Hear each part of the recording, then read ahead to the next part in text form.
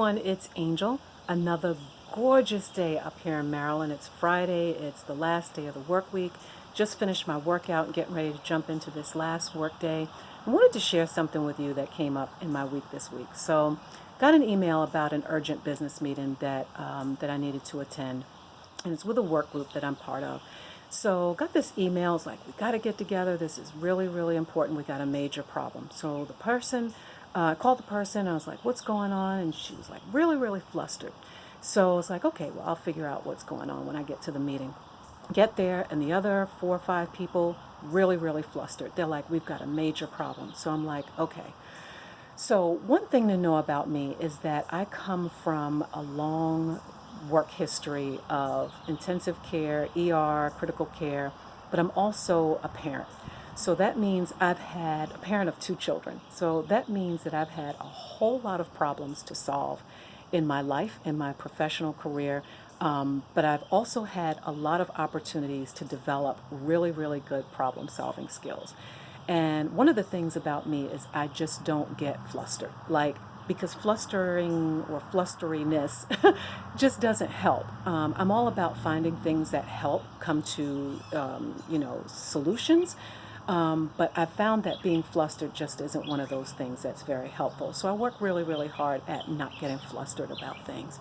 So anyhow, we're in this meeting, and they lay out what the problem is and whatnot, and I'm like, okay, so what have you done? So what have we put in place? What are we doing? And the answer was just like crickets in the room, like we haven't done anything. And I'm like, okay, well, this happened when and how, and there's nothing in place. No, there's nothing. Complete stop. So here's what I want to say about that. And I think it's a quote from Robert Schuller. I read a lot, so I really do think it is Robert Schuller who said that problems are not stop signs, they're guidelines, right?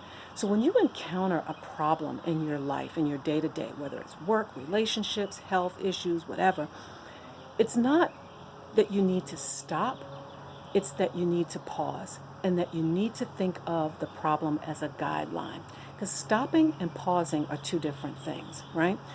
In nursing, we have this acronym that's ADPIE or ADPI, right? Whenever you encounter a problem, you A, assess, you D, diagnose, you P, plan, you I, intervene, and then you E, evaluate, right? So whatever it is that you're faced with, you use this sort of acronym to guide you toward a solution, right? So ADPI, ADPIE.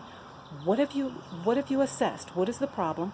What's your diagnosis? What's your plan? What are we going to intervene or implement? And then how are we going to evaluate? It really is just that simple, right? So what I want to offer to you is the concept of not getting flustered, of having a process in place that you can use for almost any problem in your life, and using that problem as a guideline rather than as a stop sign, right? Not getting flustered. I think this is really important because from where I stand and from what I read, it seems as if we're losing our perspective. We're losing our ability to solve simple problems, and simple problems are becoming larger problems that, in the absence of being flustered, could easily be resolved, right? So, at the micro level in your day-to-day life, work on how you work on problems. Work on developing problem solving skills, because the better you get at that, the more this sort of seeps out into every area of your life: finances, job, relationships, all of that. Problems are not stop signs, they are guidelines, and they are opportunities for you to develop a better process for everything in your life, right? So just wanted to share that with you. And one other thing I wanted to say too is that when you're tackling a problem, all you really need is to know what the next step is. Not the next 10 steps, not 3 months from now, not even a year from now. Well, what are we going to do in a year? We don't need to worry about that because that's not here yet. We cross bridges when we get to them, right?